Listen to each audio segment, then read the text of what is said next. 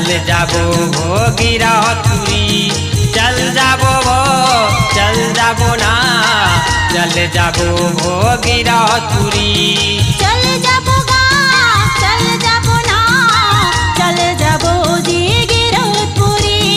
चल जाबो गा चल जाबो ना चल जाबो जी गिरपुरी चल जाबो गिरपुरी चल जाबो गिरपुरी चल जाबो गिरपुरी चल जाबो गा चल जाबो ना चल जाबो जी गिरपुरी चल जाबो गा चल जाबो ना चल जाबो जी गिरपुरी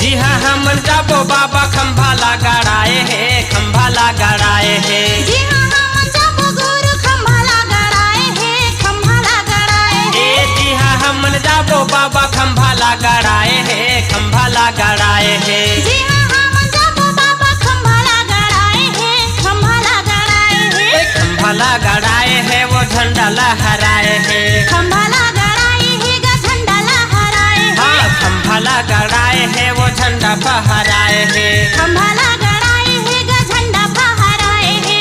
छाता पहाड़ ल देखी अब वो छाता पहाड़ ल देखी अब वो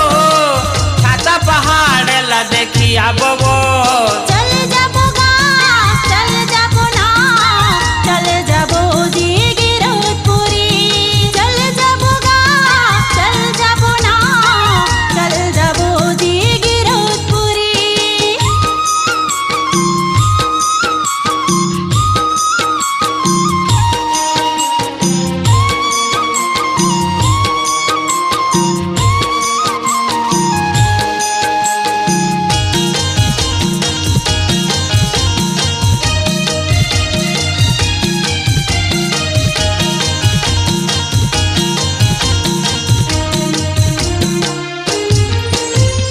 डोंगरी भीतर जाबो जी हाँ धुनीला रमाए है धुनीला रमाए है डोंगरी भीतर जाबो जी हाँ धुनीला रमाए है धुनीला रमाए है डोंगरी भीतर जाबो जी हाँ धुनीला रमाए है धुनीला रमाए है डोंगरी भीतर जाबो जी हाँ धुनीला रमाए है धुनीला रमाए है धुनीला रमाए है वो तन ला तपाए है हाँ धुनीला रमाए है गा तने ला तपाए है धुनीला रमाए है वो तन ला तपाए है धुनीला रमाए है गा तने ला तपाए है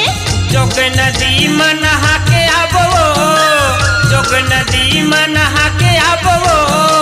जोग नदी में नहा के अब वो चल जाबो गा चल जाबो ना चल जाबो जी गिरपुरी चल जाबो गा चल जाबो ना चल जाबो जी गिरपुरी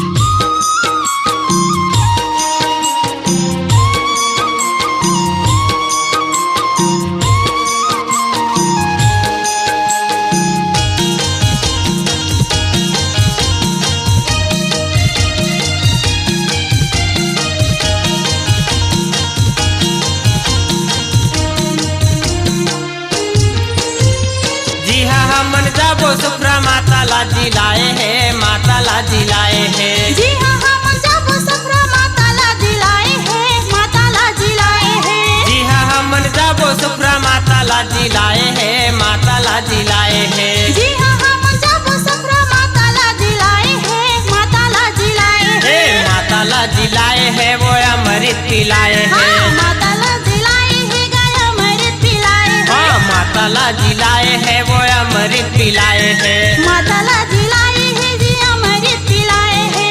नरियर सुपारी चढ़ा के अब वो नरियर सुपारी चढ़ा के अब वो नरियर सुपारी चढ़ा के अब वो चल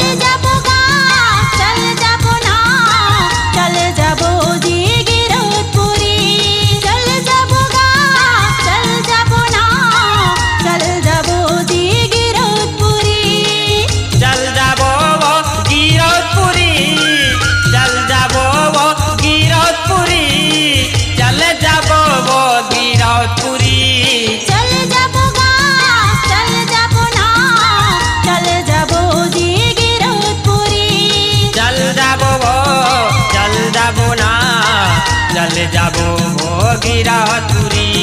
चल जाबो गा, चल जाबो ना,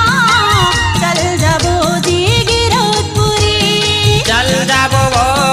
चल जाबो ना, चले जाबो वो गिरा तुरी।